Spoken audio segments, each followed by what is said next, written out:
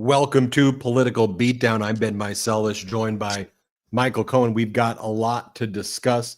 Donald Trump is social media posting his way into sending Americans potentially into war in the Middle East. It's times like this where a leader usually provides clarity to the country about what the hell is happening. But Donald Trump is doing social media posts, unconditional surrender, exclamation point.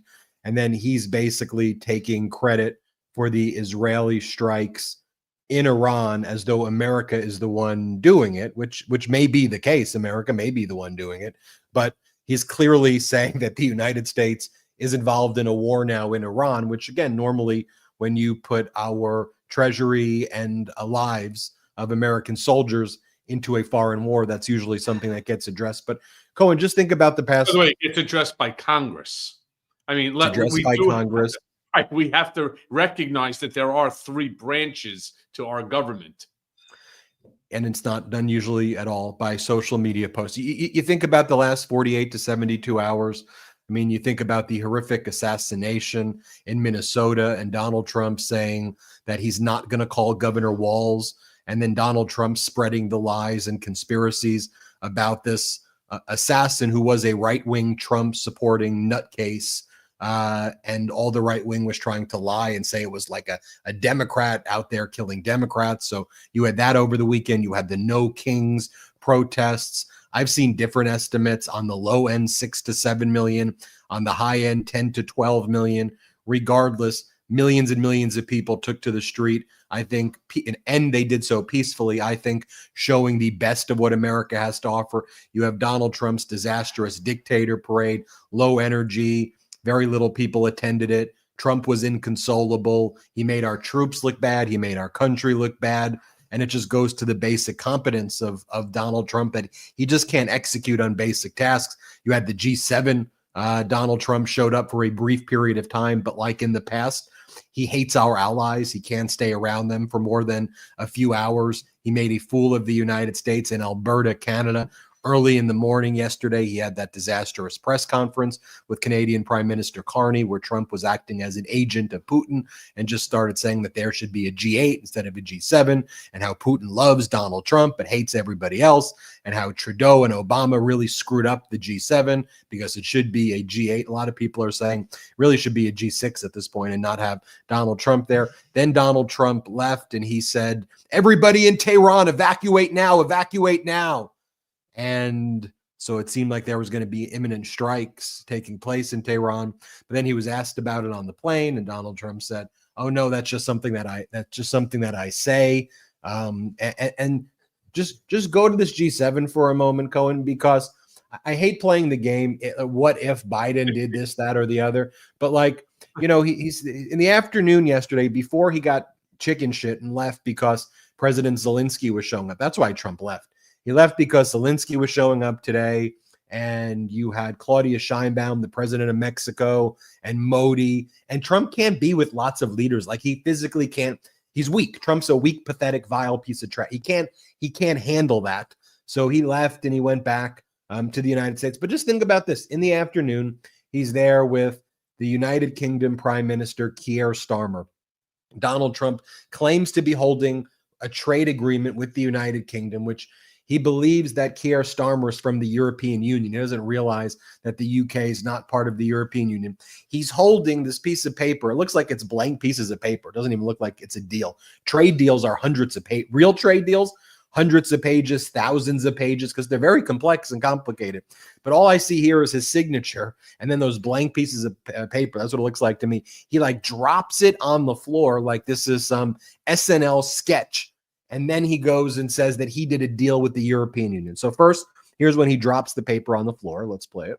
We all know the great Prime Minister of the UK, and we just signed a document. This is, sorry about that. This is it. A very important document. Little windy out here. Give me that. We just signed it, and it's done. And so we have our trade agreement with the European Union. It's not a trade agreement. It actually did look blank, you know, until you brought that up. I didn't even realize that. I wish that there was a way to capture, Jeremy, if you could capture a photo of that and see if we can't, enlarge it, because that would be very, very interesting. But, I'll tell you, when all of this was going on, while all of this crazy chaos out of DC is going on, what do we have going on back here in the United States? The announcement, the big, long-awaited Monday announcement, Trump Mobile. I wonder Jordy, if he's going to be able to, get me to do an ad read for Trump Mobile. Do you think, Ben, that they would ever come to us here on Political Beatdown to offer Trump Mobile? I mean, it's $45. It's unlimited texting anywhere. The phone is manufactured in America. We're not going to tell you where or who's manufacturing it. And it's going to be half the price of an Apple phone. But you're also going to somehow get, and I don't understand this, telehealth. I don't know that I can't get telehealth on my phone right now, but I have telehealth on my Apple Watch. So I'm kind of curious. This was the big long way. Do you know how many, Ben? Do you know how many journalists called me on Saturday and Sunday and say, "Hey, do you have any idea what the big announcement is?" They thought this was going to be something huge. They thought this is going to be some crazy ass announcement that we're going to war, or that that the United States has somehow managed to secure all of the return of the hostages, those that are alive and those that are deceased, that somehow he was stopping, Russia was going to capitulate and stop attacking Ukraine. But no, all everyone said, "Michael, help us to find out. Help us to find out." I swear, Ben, I can't tell you how many different journalists called me to ask me if I even have a clue. Well, now you all know what it was. It's a big announcement. It's big. Well, there's so many crazy, it's literally crazy. But it's big. But Donald Trump's excuse, though, why he left Canada to go to Washington, you know what his excuse was, Cohen? His excuse was, this is why he had to leave the G7, because you would think, look, you're surrounded by your top cabinet people there in Alberta, Canada. You're with the other top world leaders. Seems like a pretty good place, actually, if you wanted to try to figure out how to do a ceasefire in Iran, how to turn down the temperature with your allies. So Trump's excuse, though, why he left is he goes, "I don't believe in telephones. I don't like telephones." So that's why he said he left. Here, we have this clip of him on the plane saying, it's a little hard to hear. So here's what he says. He goes, "Just be a little bit, I think more well-versed, not having to use telephones so much, because I don't believe in telephones, because people like you listen to them." This is how he answers when he's asked, "What can you do in Washington that you couldn't do in Canada?" Play this clip. What can you do in Washington that you couldn't do in Canada? Just be a little bit, I think, more well-versed, not having to use telephones so much, because I don't believe in telephones. There's people like you listen to them, So being on the scene is much better. I don't believe in telephones. What about the fact that the Trump family on the same day, the Trump family's big announcement was they were selling telephones? Eric Trump, play the clip. If we've got it. This morning, you've got an announcement on a new phone. Tell me about that and what you're looking to, quote unquote, correct here. Yeah. Well, you know what, Maria, more and more we're using technology as a company, right, to correct the problems. Obviously, Truth Social was to correct freedom of speech, right? I mean, he lost his throughout the political process. Obviously, crypto, and we've got the biggest projects in crypto, was to correct another problem, which is the fact that they were debanking all conservatives. I was the most canceled person probably in the history of the country. And now we're doing Trump Mobile, and Trump Mobile is going to revolutionize cell phones, mobile calling. We're going to do it better. We're going to do it safer. We're going to have more functionality, more features. And the coolest thing about all these ventures is we're doing it right here in the United States. You're not calling up call centers in Bangladesh. You're not, you're doing it right out of St. Louis, Missouri. And you're going to have phones that are made right here in the United States of America. And they're going to have Fact check, really, they're not made. They're not made in the United States of America. no, they're not. And I'm not really sure what Bangladesh has to do with this. You call Bangladesh, sometimes if you're calling American Express, I mean, they just outsource some of their call centers depending upon times. And I don't know. I mean, the whole thing is just, to me, so ridiculous. But Ben, I wanted to ask you something, because this has been on my mind. I was meaning to call you when this first really just crossed my mind on this. Imagine for 1 second if this was Joe Biden standing in front of Biden Mobile. Just imagine what the GOP would be screaming right now. Imagine if there was a Biden crypto meme, right? Or a Biden token on any of this. I just wonder, how is it that we've gotten so far from reality where they can actually get up sons, and certainly they're entitled to do business. I get that.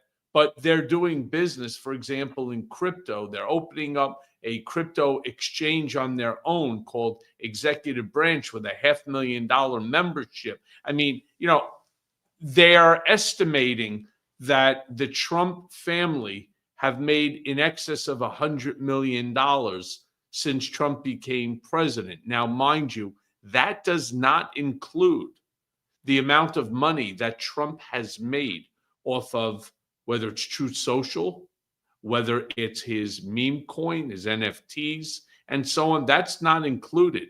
My understanding is that based upon his shares and his interest, they've made over $10 billion. And I just find it so hypocritical when you're sitting there and you're attacking Hunter Biden for being on a board, right, that paid money, as many of these boards do.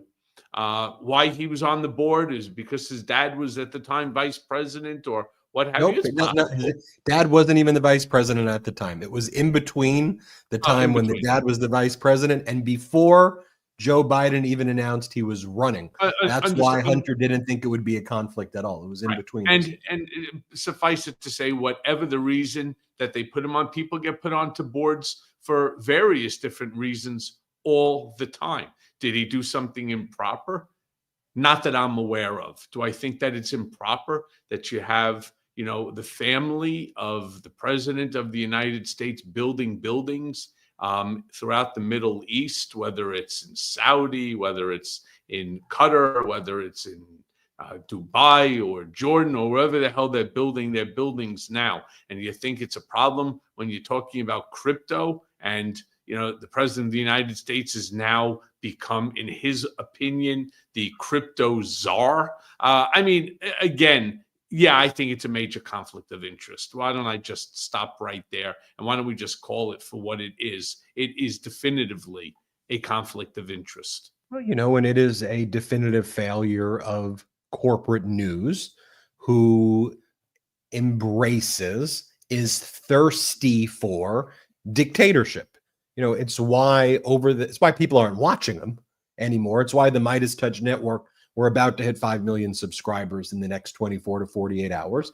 It's why over the past 48 hours, we've hit 33 million views on our YouTube channel in a 48-hour period. And it's across the board independent media that's growing, because people who are out there on the streets peacefully protesting recognize that corporate news is oligarch news. Our corporate media, they're owned by the billionaires who want to hang out at Mar-a-Lago and play golf with Donald Trump and make the rest of us suffer.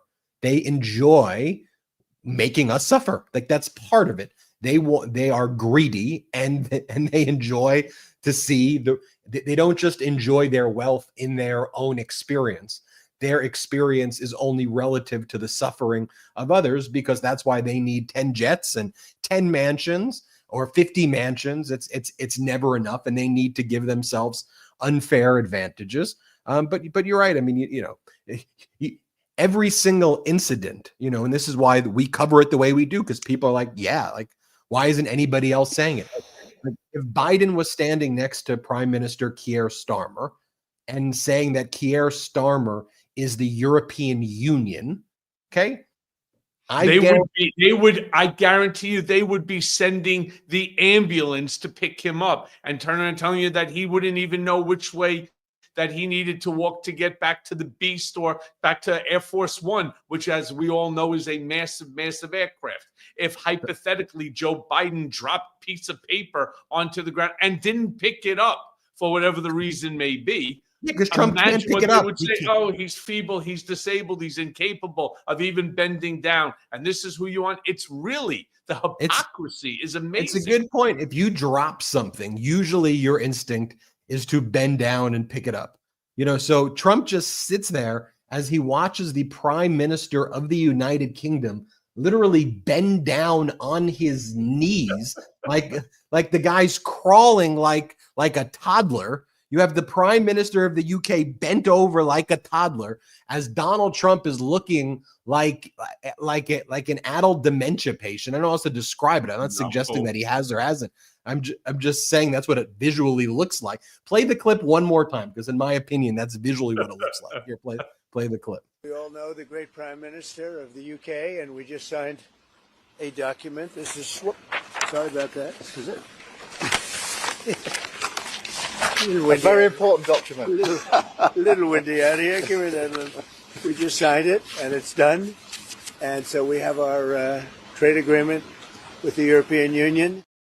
No attempt to even bend it. It would have been really funny when Starmer was down picking up the paper. He'd be like, "Oh, by the way, would you tie my shoe?" Would that shock you? Here, take a look here. This is part of that. So after Starmer goes on his knees to pick up the fake trade agreement or whatever the hell they're even holding up that looks like a blank sheet of paper, these four pages of whatever it is from the floor. Then Donald Trump refers to the United Kingdom as the European Union. Here, watch this. He says he got to deal with the EU. We have our trade agreement with the European Union, and it's a fair deal for both.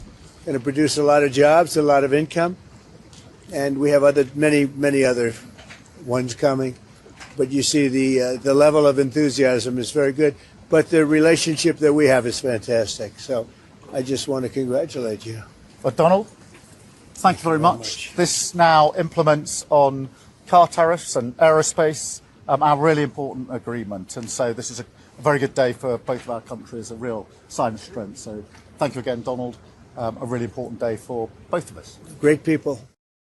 What he should have said, Ben, right off the bat is, thank you, Donald. Let me just correct you that we're not the European Union, but rather we're the United Kingdom. You've made a deal with the United Kingdom, not the European Union. And do you notice what he said there too, Keir Starmer? He goes, this implements on the agreement, which what the hell does that even? It's more word salad. Implements on the agreement. These words are important because they're making shit up. Because if you go back 3 or 4 weeks ago, the UK and the United States announced that they had an agreement, but it was a memorandum of understanding that says this is not a binding agreement. And the only thing that memorandum of understanding did, and you heard Keir Starmer talking about automobile and aeronautics, it gave preferential tax treatment to Land Rover, a UK company, Jaguar, and Rolls-Royce, more preferential treatment than American car manufacturers who are now being tariffed at a higher rate because of the Canadian and the Mexico tariffs, because the US manufacturers have lots of plants in Mexico and in Canada. So that's why Keir Starmer at the end, why he mentioned those two things, because he knew he was going to be ridiculed by his people in the UK. So he had to basically say that was his wink and nod to them. This implements our deal about the two things that help the UK and do not help the United States. Now, earlier in that day, Michael Cohen, Donald Trump was with Prime Minister Carney, who was the chair of the G7 because it's being hosted in Alberta. And Donald Trump begins by saying, Putin speaks to me. Putin loves me. Putin, Putin, Putin, Putin. Now, one of the main objectives of the G7 was supposed to be to put on a united front for how to deal with Russia's invasion of Ukraine and support Zelensky. That's what the other G7 members wanted to achieve. That's why Zelensky was going to have the big meeting today with the G7 members. Donald Trump shows up and all he wants to do is talk about Putin. This press conference was supposed to be one of these 2-minute things where literally all they're supposed to, like, Cohen, you and I could easily, let's just role play for a second. I'll be Prime Minister Carney. You be a United States president. Let me show everybody how this is supposed to be done. On behalf of Canada, I want to thank the President of the United States for showing up here in Alberta. The links between our two countries are deep-rooted, and we look forward to a future together where our alliance can go stronger than ever. The world is facing a lot of very complex and difficult challenges. As we have in the past, we know shoulder to shoulder, Canada and the United States are always stronger together, and especially with our other allies in the G7, we look forward to a productive meeting, to a productive summit. We'll take questions later. Mr. Well, President. thank you very much, Madam Prime Rib. While we're sitting here, we're talking about getting so many things done with our great next door neighbors who love my products, my sneakers, my guitars. They even bought a couple of 100,000 Bibles. Everybody's loving it. Things are going great. We now are in the telecom business. Canada is going to be exclusive because they're going to end up being our 51st state. So, Madam Prime Rib, thank you for hosting this. Unfortunately, I have to eat and run. You basically did what Trump did. I thought you were going to go with what it should have went like, but here's what Donald Trump did say, though. It was basically a version of what you said. Here, play the clip. China, the biggest economy in the world after the United States. Well, it's not a bad idea. I don't mind that. If somebody wants to suggest China coming in, I think we suggest. But you want to have people that you can talk to. You know, they don't talk. Putin speaks to me. He doesn't speak to anybody else. He doesn't want to talk because he was very insulted when he got thrown out of the G8, as I would be, as you would be, as anybody would be. He was very insulted, and I mean, he was thrown out by Trudeau, who convinced one or two people, along with Obama. He was thrown out, and he's not a happy person about it. I can tell you that. He basically doesn't even speak to the people that throw him out. And I agree with him. If you were to think about the two worst conceivable things that he could do at the G7, right? Number one, praise Putin and say G7 should be the G8. That's probably the worst. A close tie for the worst would be using your time at the G7 to attack your own country and to talk about invading the cities in your country and start talking about how democratic cities are the worst and America is horrible. That's probably up there on the worst things you can do at an international summit with an international audience watching this. Here, let's play this clip. Why are you ordering ICE to target Democratic inner cities? What's behind that? I don't know what you're saying. You did a post last night where you said you want ICE to really target Democratic. Yeah, I want them to focus on the cities because the cities are where you really have what's called sanctuary cities, and that's where the people are. I look at New York. I look at Chicago. I mean, you got a really bad governor in Chicago and a bad mayor, but the governor's probably the worst in the country, Pritzker. But I look at how that city has been overrun by criminals, and New York and L.A. Look at L.A. L.A. Those people weren't from L.A. They weren't from California. Most of those people, many of those people, and that's a focus. Biden allowed 21 million people to come into our country. Of that, vast numbers of those people were murderers, killers, people from gangs, people from jails. They emptied their jails out into the U.S. Most of those people are in the cities, all blue cities, all Democrat-run cities, and they think they're going to use them to vote. It's not going to happen. I don't even know where to start or where to end with that sort of nonsense when you start talking about how does he know where whether it's, as Ben said at the beginning, 7 million, 11, 12 million, how does he know where these people are from? I mean, what research is he predicating this off? You know, I sometimes sit with friends of mine who all believe that they are, at some point in time, you know, they're political gurus and geniuses and masters of the universe. And we sit and we engage in these conversations about, you know, just the things that are wrong right now. And we all knew that they were going to be going in this direction just based off of the president's inaugural speech. It wasn't a speech that reunites America. It was a speech, not just the first one, but the second one, that divides America.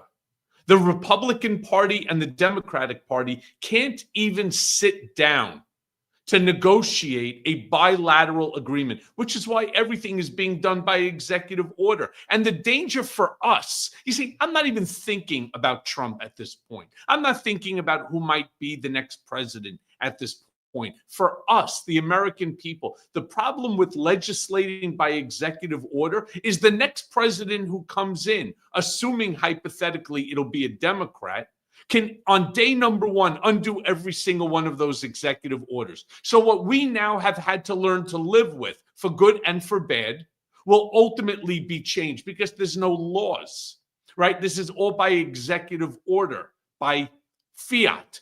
And that's not the way that a government is supposed to run. There is nobody that can bridge this divide between the Republican Party and the Democratic Party. And the problem, again, falls on us. We are the ones that will ultimately suffer. It's exactly why you don't even have a legitimate trade deal with the UK.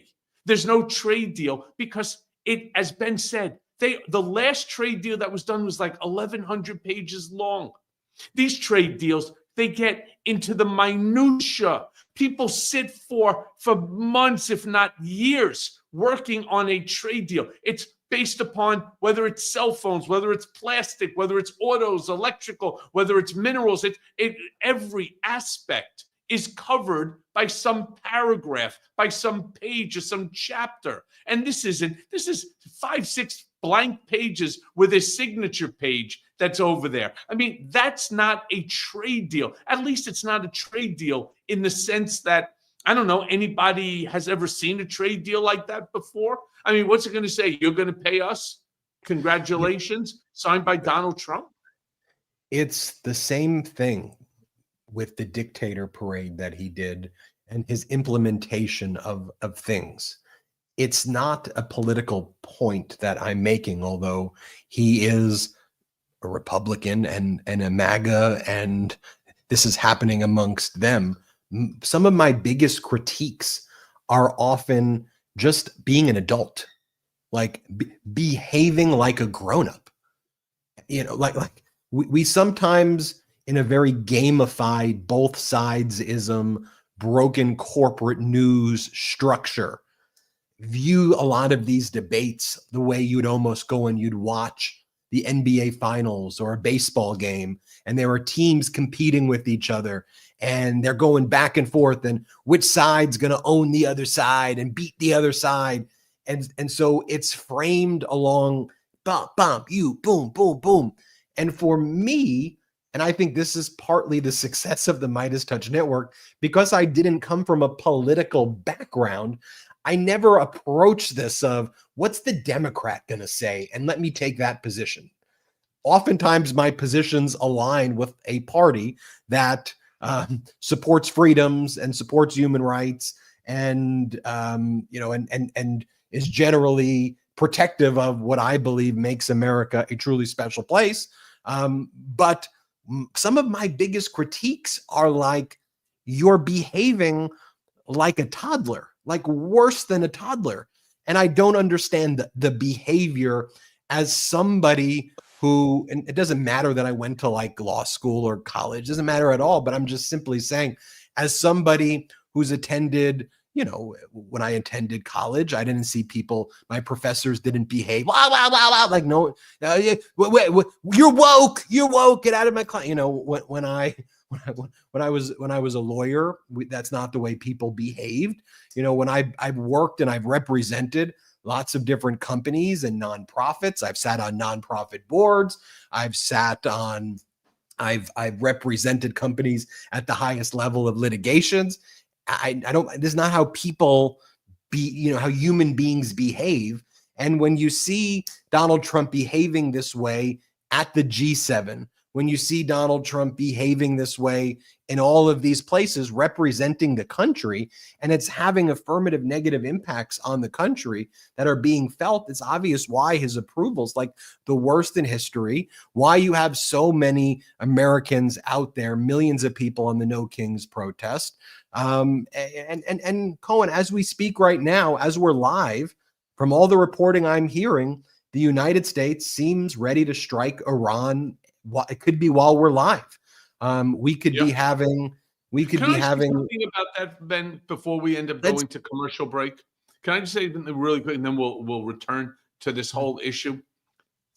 What Americans don't seem to understand is that whether we like it or not, Israel must succeed in denuclearizing the Ayatollah, the Iranian regime, because, and we should get into it, you can't defeat a theocracy with conversation, with intellect, or with a ideology that contradicts theirs. Again, because theirs is predicated on a theocracy. I want to show you, and this is why we need clarity, though, Cohen. I don't want the United States to be in another WMD Iraq situation. Okay. I am with you. I agree that if there is an imminent threat of all-out nuclear hell that could eliminate Israel, and if that truly exists, of course there would be action that needs to be taken. We are hearing the exact same language that was used as pretext for a never-ending war in Iraq, frankly, that Donald Trump, even though he was lying about it, claimed to have run against. I'm only saying Donald Trump's director of national intelligence, Tulsi Gabbard, okay? Yep. She went in front of Congress less than 90 days ago, and she was specifically asked less than 90 days ago, what is going on with the nuclear program in Iran? What is the assessment of the Trump administration? Okay, here's the video of what she said, and then we'll talk about it after break. But here's what she said. Play this clip. The IC continues to assess that Iran is not building a nuclear weapon, and Supreme Leader Khamenei has not authorized the nuclear weapons program that he suspended in 2003. The IC continues to monitor closely if Tehran decides to reauthorize its nuclear weapons program. I want to talk about that and more. That was Trump's person, less than 90 days, under oath. So we need what happened in 90 days? Did we discover something? What's happening? In the past, a president would have clear explanations to the public and to Congress about what the hell is going on, not just making posts, unconditional surrender, exclamation point, before American men and women's lives are sent to die in the Middle East, and our treasury to be exhausted with there's already going to be what's the latest estimates, a $25 trillion addition to our debt over the next 10 years. That's the latest nonpartisan report. Let's take a quick break. We'll be right back, and then let's you and I talk about it. You know what I don't need in my life? THC. No thanks. I've already had enough paranoid highs trying to survive prison, Trump's goons, and Rudy's legal advice. So when I want to relax without seeing colors or texting an ex, I reach for Soul CBD gummies.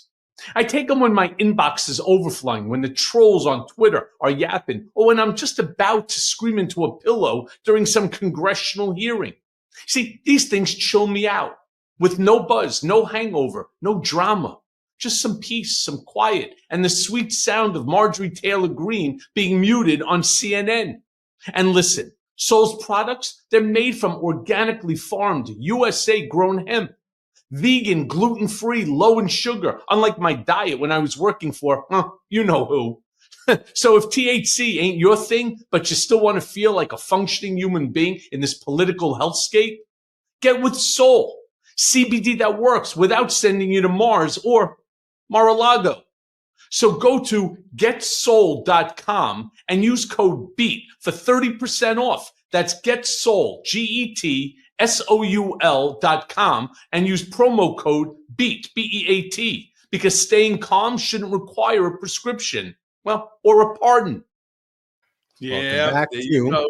Boom. That's a real ad read right there. Cohen, you remember this photo of Donald Trump, Tucker Carlson, Elon Musk about 4 months ago wearing these ridiculous, stupid, gigantic red MAGA hats at the White House when they were all one big happy family? Well, then, of course, you have Elon Musk saying that Donald Trump's on the Epstein files, and that's why the Department of Justice is refusing to release it, because they're covering up for Donald Trump. It's kind of like, then, that photo is like the ones that you see in like these kid type of dramas, right? Where you have the three best friends and then there's a rip that goes that way. This guy's off to the left, and then there's a rip this way, and Trump is standing all by himself in the center. I mean, you remember only a week ago, there was the massive fight between Elon Musk and Trump that got real ugly. Then, of course, Tucker Carlson has been attacking Trump vociferously all over social media, including with Steve Bannon in the war room. I mean, this is really, truly typical. Well, look, to be fair, I can't believe I'm even saying this sentence.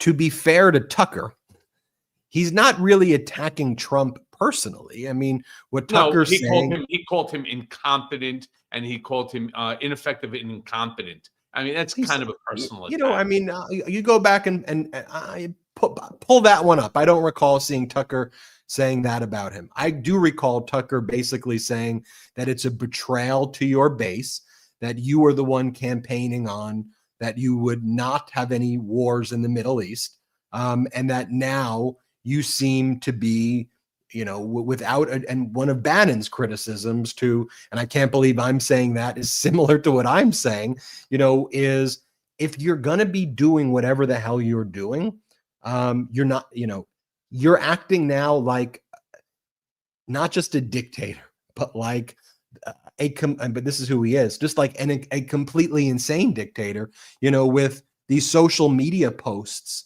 that are like this: unconditional surrender, exclamation point, exclamation point. We know exactly where the so-called supreme leader is hiding.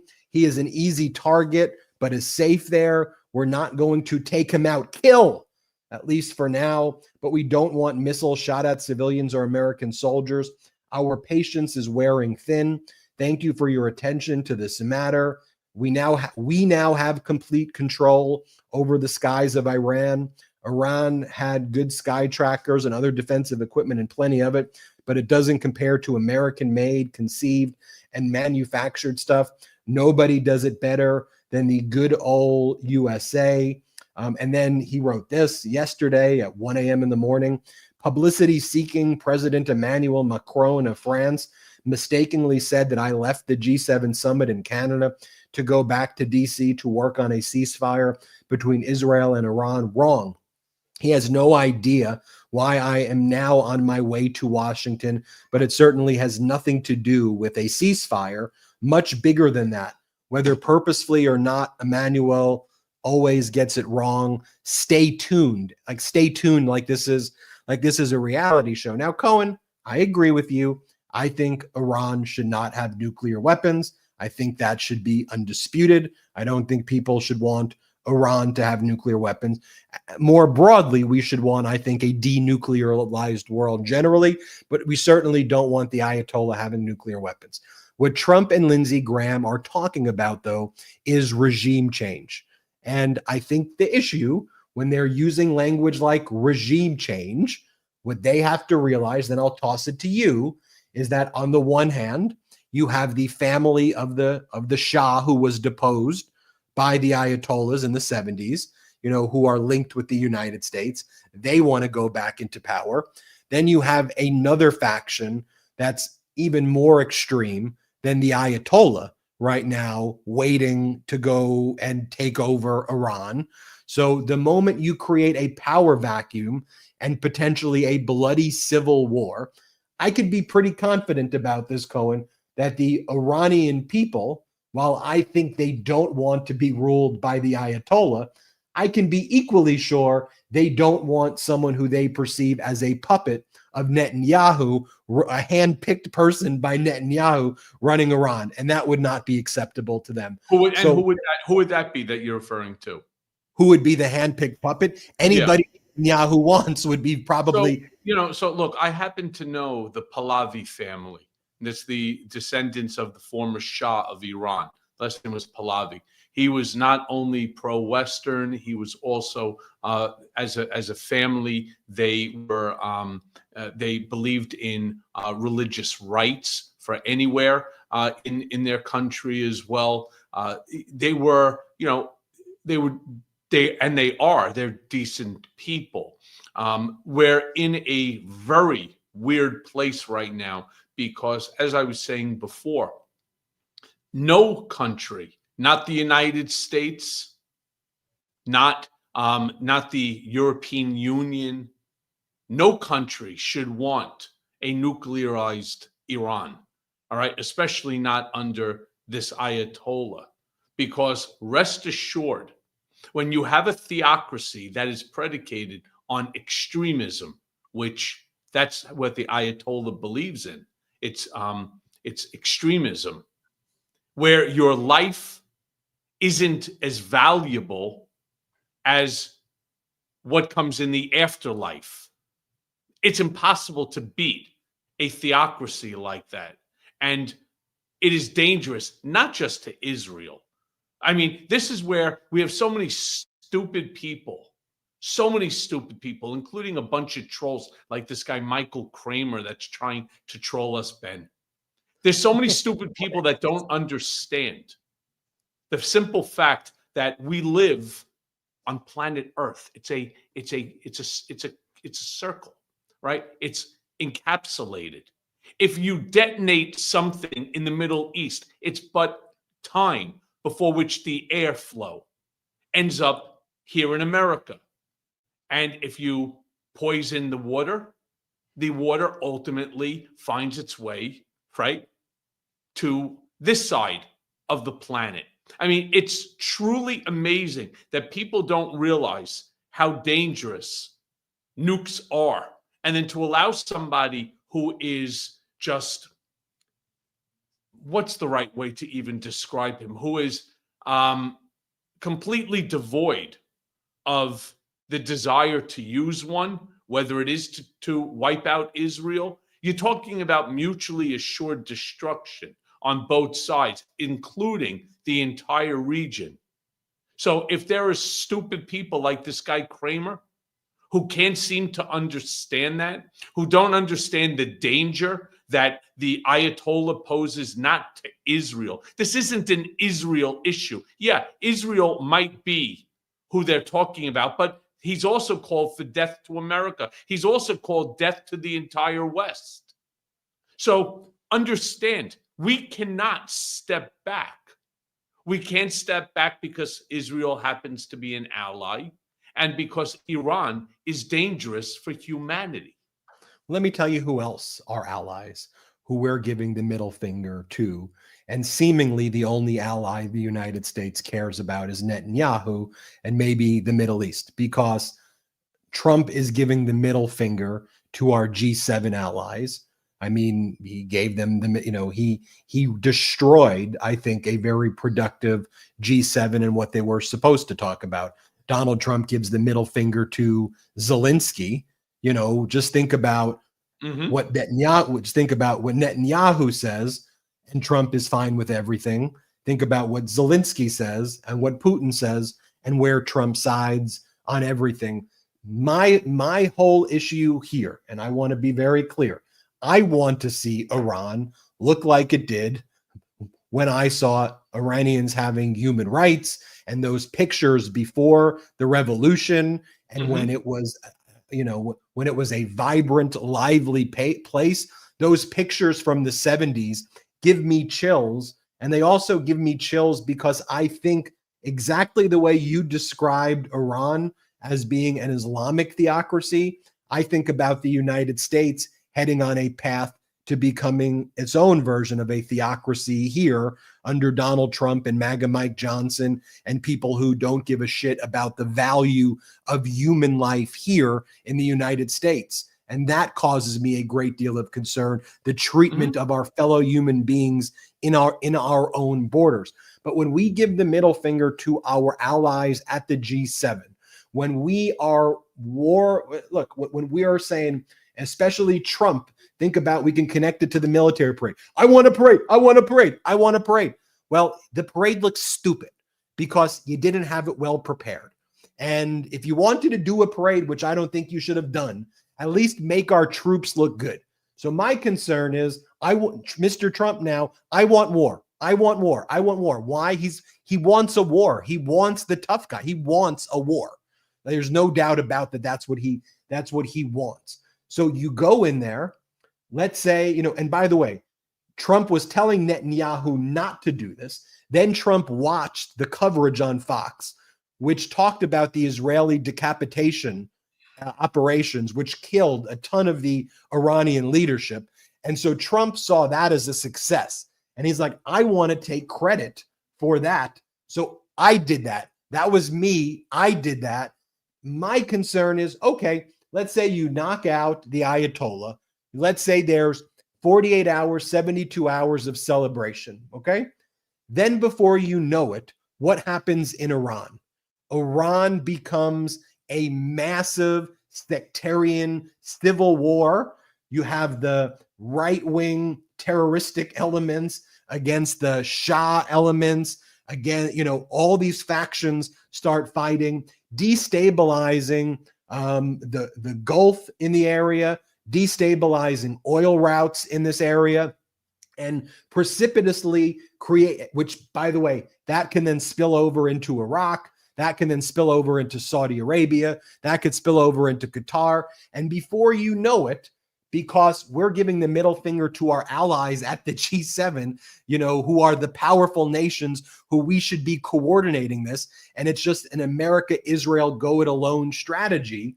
Before we know it, we could have, a typical Trump thing, 24, 48 hours, what a success. We did it. We've been waiting for this. Congrats. Everyone pats themselves on the back. Basically the George W. Bush version. We did it. Mission accomplished. I'm just telling you, it's going to happen. And then before you know it, you have suicide bombings all of the time, a destabilized region. Israel's going to what? Israel's going to be peacekeeping forces in Iran. Are we sending our troops as peacekeeping forces? If we screw our allies in the G7, you think that there's going to be a coalition of the willing? What the hell is happening to Ukraine while all of this is taking place? Because last night, Russia has used what's happening in Iran to escalate against Kyiv. So what the hell is happening there? And before you know it, we're now in a massive, massive issue. And I'm showing people a video footage of Kyiv right now of what it looks like when Russia was launching Iranian drones, killing 15 innocent Ukrainians there as well. So that's my concern. It's an easy argument for me to say, stop the nukes. Iran shouldn't have the nukes. Get rid of the, sure. But let me go back one more time to show you what Donald Trump's director of national intelligence, Tulsi Gabbard, said less than 90 days ago. You, me, most of our viewers are all old enough to remember when we had all the military saying, here are the mobile nuke sites in Iraq. Here's what they're going to do. We can't have Saddam Hussein do it. Trump ran his whole campaign lying and claiming that he was against that. Here, play this clip of Gabbard one more time. The IC continues to assess that Iran is not building a nuclear weapon, and Supreme Leader Khamenei has not authorized the nuclear weapons program that he suspended in 2003. The IC continues to monitor closely if Tehran decides to reauthorize its nuclear weapons program. So Trump and every MAGA person has been telling me when I've been critical of her, believe Tulsi, she's smart, she's right, believe her. Okay, well, I'm just showing you what she said 90 days ago. And if all of a sudden something happened in the last 90 days, we, the people, Americans, should know what the hell is going on before we start putting people in. Look, and Tulsi's definitively deserving of the two-finger salute. You know, it's one thing to turn around and to lie to your MAGA supporters about something irrelevant. It's another thing when you're talking about denuclearization by a force that is hell-bent on using it. And to those people who just don't seem to understand the danger that Iran poses, this isn't an Israel issue. It is a world issue. And don't think for a second that, allowing them to become a nuclear power wouldn't be the complete and total just destruction of the entire Middle East. Iran has also, the Ayatollah has also declared war against Saudi Arabia, right? I mean, I'm not sure if people are even aware of that. They want to take over Saudi Arabia. They have an ideology. We don't fit into it. And so Tulsi Gabbard, for whether you didn't do your homework, whether you just were going along with the whole, Project 2025 crew to say whatever it was that, people wanted to hear. That's the problem with when you lie to people. Ultimately, the truth always comes out, right? I think it was Buddha who turned around and said the three things that will always rise: the sun, the moon, and the truth. And so Tulsi, for lying to the American people, and we know you didn't do your homework. We know that you had no real knowledge within which to advance that, that decree. Fuck you. And look, Buddha also said those who are free of resentful thoughts surely find peace, and peace comes from within. Do not seek it without. Those who are, I think what Buddha also say, better than 1,000 hollow words is one word that brings peace. It's better to travel well than to arrive. Peace is not absence of conflict. It's the ability to handle conflict by peaceful means. May all beings have happy minds. The way is not in the sky. The way is in the heart. So a lot of Buddha quotes that I think deal with the current moment. But Cohen, let me share this with you. The No Kings protest, close to 2.5%, 3% of the United States population, which is the kind of a key number for mass mobilization, showed up across the country. Big cities, small cities, medium-sized towns, big towns, red states, blue states, purple states. Let's take a look. California Governor Newsom made this supercut contrasting the No Kings protest to Donald Trump's dictator parade. Here, play this clip.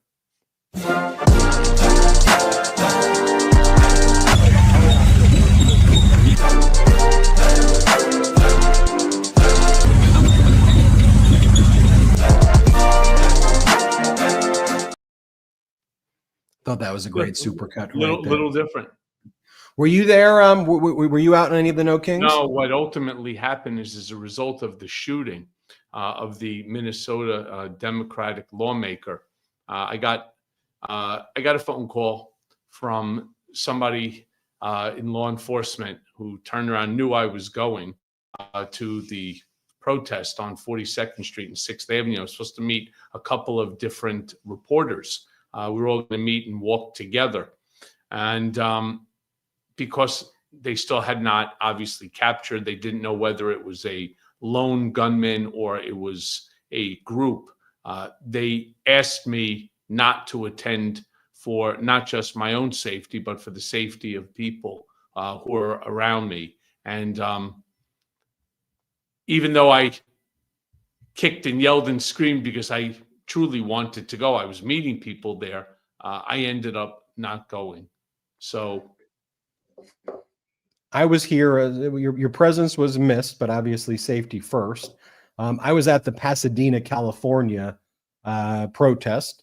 It was great to see. I mean, thousands of people were out here in Pasadena on Lake Avenue by Lake in Colorado. It was incredible to just see, in my town, how many people were out and about. and showing up for democracy. And it was also great, to see the love for the Midas Touch Network out there. I was with my baby girl, 8-month-old. I know. I saw the daughter. photos. I saw some of those despicable comments that people are making. Everybody's a fucking tough guy, right? Texting tough guy, what they call keyboard warriors, like this asshole Michael Kramer here, or this Arturo Granados, right? Why you even come into a community like this where you're not wanted? These folks say some of the stupidest, grossest, ugliest things, and shame on each and every one of you. Bunch of pathetic fucking losers. That's just what you are. Pathetic fucking losers to attack a newborn child, a man's wife, because you don't like him. You don't like what he stands for. You don't like what he stands for. Go someplace else, right? Don't look at the photo. There are plenty of photos that I see on social media. I don't feel like I have to comment on everything. You comment on. I'm sorry for what you want. I go through it all the time, so I understand. It's upsetting. It's upsetting. The photo was a great photo. I mean, it was a photo of me, my wife, and our 8-month-old. Her face, to be clear, had an emoji over it. And we all had our signs, and our signs were very respectful signs. I mean, my sign was like due process for all. My wife's sign was like liberty and freedom for all. And our daughter's sign was something like, I may love naps, but I stay woke, or something like that. And it was a fun day. It was actually a beautiful, like, loving photo of the family together. And then these right-wing MAGA people posted it, and they said something about my 8-month-old, like, she has no chance, or she stands no chance. And then all the MAGA influencers started commenting, and it was like, it just goes into their mind, like just like weird sexual stuff they were posting. Like, they were saying things like, oh, she's going to be trans soon. What were they saying? They were like, oh, they were saying about my wife. They were like, either she has a boyfriend that you don't know of, or she has cock and balls. Like, there were comments like that. And I'm like reading these things, and I'm like, these incels, like these people, when they see a happy and loving family, together. It bothers them. And it bothers them that you have a beautiful little girl, that you have a beautiful wife. The three of you were smiling, enjoying a beautiful California day, and you were standing up, whether you agree with the protests or you don't, whether you think they should have gone on or not. It is your right. It is your constitutional right, you fucking idiots. It is your First Amendment constitutional right to protest. All right. It is your right. And it bothers them that you had a smile on your face and your wife looked happy. And again, you couldn't see the baby's face, but that you were there with your child. It bothers them because they're just a bunch of miserable pieces of shit. And this will end on this, because this is where also we started, which I said to you, a lot of my criticism in this environment at the Republican Party and MAGA, it goes beyond the politics. I disagree with their politics vehemently, but it's frankly the way they're just behaving as human beings. The fact that you have a MAGA Republican senator like Mike Lee mocking the murder, the assassination of a Democratic lawmaker in Minnesota, and he's like repeatedly making posts mocking this horrible, tragic, scary situation. The fact that you have all of these MAGA Republican politicians, leaders. We're not talking about just like fringe randos. We're talking about leaders in the party spreading lies. Then it stopped me from going. It stopped me from going to exercise, once again, my First Amendment constitutional right. You think I wouldn't have liked to have been out there on the street enjoying the day as well with people who think that as you and I do, similarly situated? Of course I would. But people like Mike Lee, by refusing to acknowledge the tragedy behind an execution, a murder, and then it interferes with other people's lives, just shame on them all. And it's always at the top though, too, right? Like Donald Trump was asked as he was landing in DC, Have you called Governor Walz, Minnesota, to wish him well, offer support, right? It should be a bipartisan thing, the way in the past, storms, natural disasters, right? Wildfire. We'd always come together, terrorist attack. We'd come together as a nation. We wouldn't politicize the things. We would rally together around each other. And here's what Donald Trump said. He said, "No, I'm not going to call Governor Walz. He's whacked. He's whacked out." He says, "Here, play this clip." Have you called the governor yet, or been able to speak to any of them? I don't really call him. He appointed this guy to a position. I think the governor of Minnesota is so whacked out. I'm not calling him. He's a mess. So, I could be nice and call him, but why waste time? And that, to me, if you watch that and if you like that, I don't like you. It doesn't matter if you're a Democrat or I don't like the way you behave yourself as a human being. And when we create the Midas Touch Network, when we founded it, as we've built it, I've tried to connect it first and foremost to humanity and then align humanity with politics. And that's why I got involved in this, because I wasn't political, but I cared about humanity. As a former civil rights lawyer, I didn't care if people were Democrats and Republicans. I wanted to help people. I wanted to just try to help people. So when I see that behavior, to me, we should all just say, that's not who we are. That's not what we want to be. That's not what America is. And then we should, as a pro-democracy community, unite, stand shoulder to shoulder, support each other, and keep on building this community. So hit subscribe. I think we're 24 hours away from hitting that 5 million subscriber mark, Cohen. We're almost there. Subscribe to Michael Cohen's YouTube channel, at The Michael Cohen Show. Go there now. Help Michael Cohen get 1 million subscribers. Just search YouTube at The Michael Cohen Show. Subscribe to the Mea Culpa audio podcast, wherever podcasts are available. Search Mea Culpa. Check out Cohen's podcast there. Cohen's on Substack. He also writes some Substacks for the Midas Touch Substack, so check that out as well. Then we've got patreon.com/political beatdown. My back condition, I don't want to say it's improving. It's a struggle. I got an injection recently in the spine, and that's been helpful for making things at least slightly tolerable. So I feel like we can schedule a Patreon soon. And we will, and we'll go from there. Patreon.com/political beatdown. Thanks everybody for your support as well. We've got a lot of videos that are being posted on the Midas Touch YouTube channel every 90 minutes. Check those out. We'll keep you posted with all the breaking news. Cohen, it's been great being with you. Midas Mighty, Beatdown Brigaders. Shout out to you all. See you next time on Political Beatdown.